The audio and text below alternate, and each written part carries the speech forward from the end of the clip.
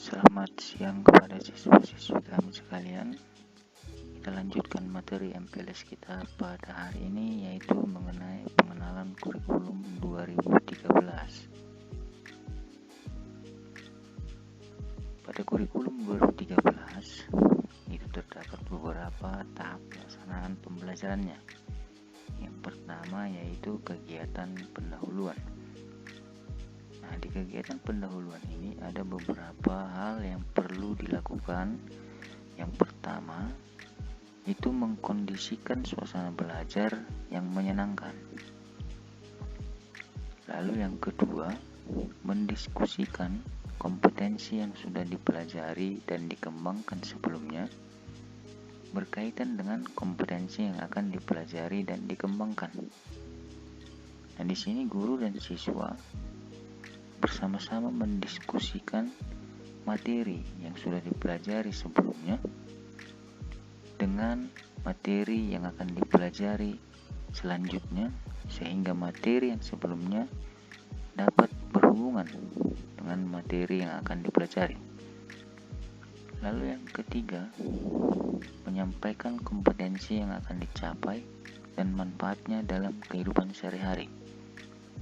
Di sini guru harus menyampaikan kompetensi apa yang akan dicapai dan apa manfaatnya dalam kehidupan sehari-hari. Contoh, kita belajar IPA itu mengenai AMDAL. Nah, apa manfaatnya itu di dalam kehidupan sehari-hari? Jadi sang guru harus menjelaskan apa manfaat dari pelajaran itu di kehidupan sehari-hari. Yang keempat, itu menyampaikan garis besar cakupan materi dan kegiatan yang akan dilakukan. Si guru harus menyampaikan garis besar materi yang akan disampaikan dan kegiatan-kegiatan apa yang akan dilakukan pada proses pembelajaran itu, sehingga pembelajaran tersebut dapat diingat oleh siswa berdasarkan kegiatan yang akan dilakukan. Yang kelima, itu menyampaikan lingkup dan teknik penilaian yang akan digunakan. Jadi guru juga harus menyampaikan lingkup ataupun batasan daripada materi yang akan disampaikan dan teknik penilaian yang akan digunakan oleh si guru, sehingga siswa mengetahui apa yang harus dilakukan. Lalu yang kedua, pada tahap pelaksanaan pembelajaran ada yang namanya kegiatan inti. Nah, di kegiatan inti ini merupakan proses pembelajaran untuk mencapai kompetensi yang dilakukan, yaitu secara interaktif. Ya, interaktif di sini maksudnya sang guru dan siswa itu tidak satu arah, melainkan dua arah. Jadi berkomunikasi antara guru dan siswa itu dilaksanakan secara dua arah. Lalu yang kedua yaitu inspiratif. Nah, inspiratif ini maksudnya di sini adalah pelajaran yang disampaikan oleh guru kepada siswa itu harus menginspirasi siswa sehingga siswa dapat menimbulkan rasa ingin tahu dari siswa itu. Lalu yang ketiga itu menyenangkan.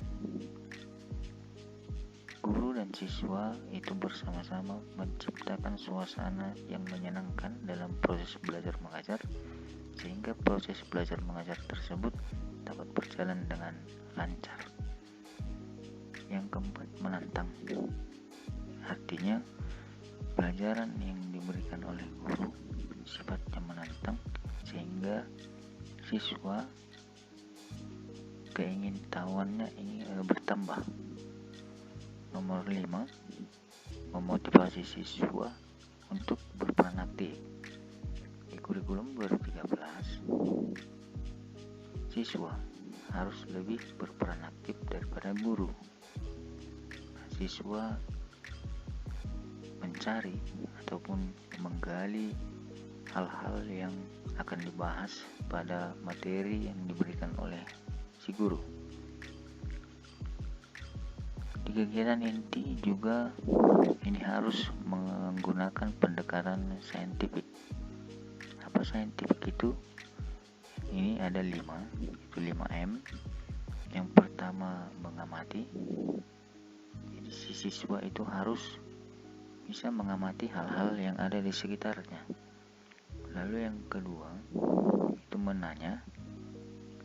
Setelah mengamati, siswa tentunya rasa ingin tahunya itu bertumbuh ataupun berkembang, sehingga di sini siswa dapat menanyakan hal-hal yang tidak diketahui oleh siswa-siswa itu setelah mengamati sesuatu hal.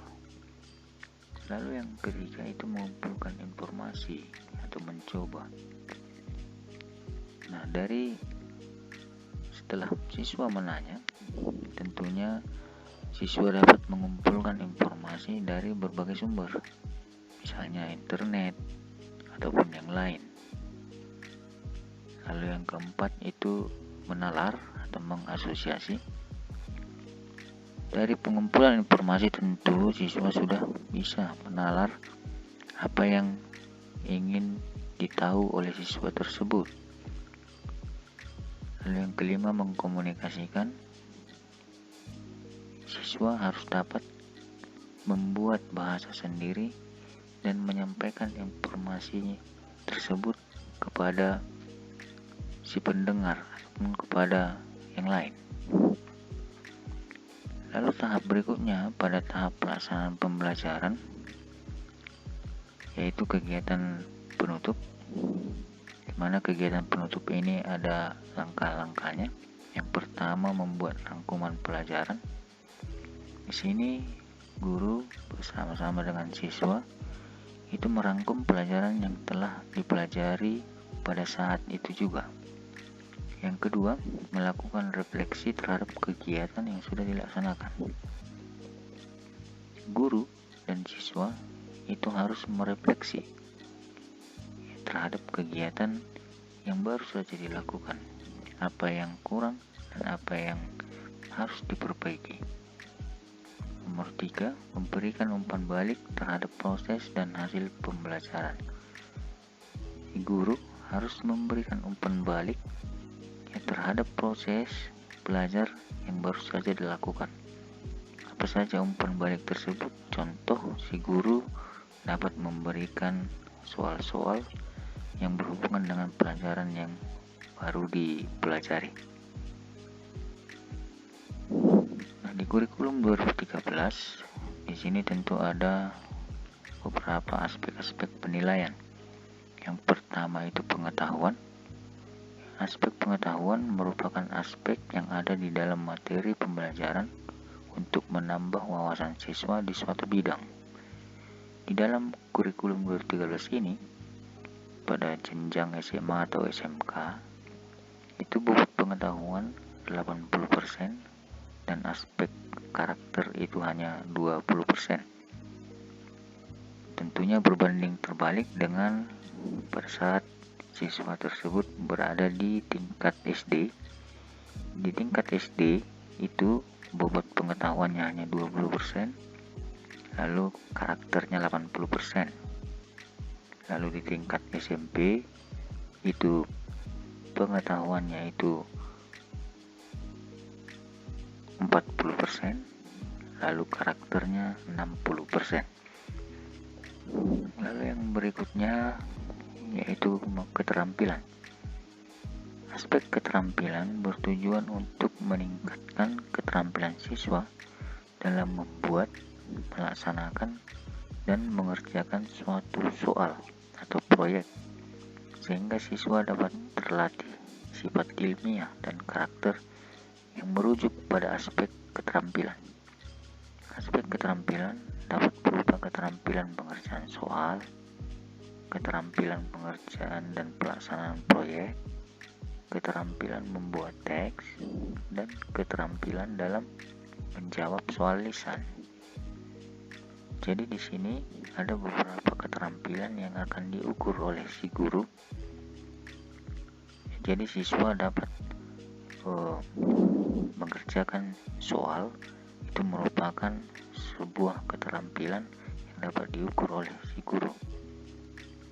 Lalu yang berikutnya yaitu sikap. Aspek penilaian sikap dan perilaku merupakan aspek penilaian dengan menilai sikap dan perilaku peserta didik selama proses pembelajaran.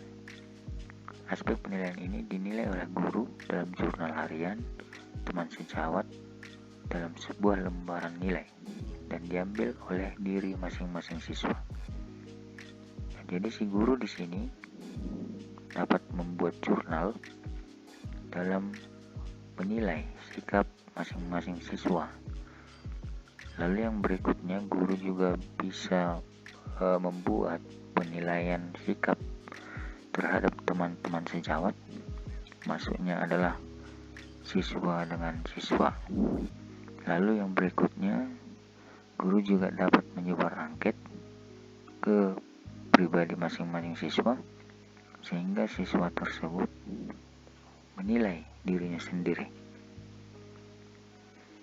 Ya, dan itulah pembahasan mengenai kurikulum 2013. Semoga dapat bermanfaat bagi siswa-siswi kami sekalian. Sekian dan terima kasih. Shalom.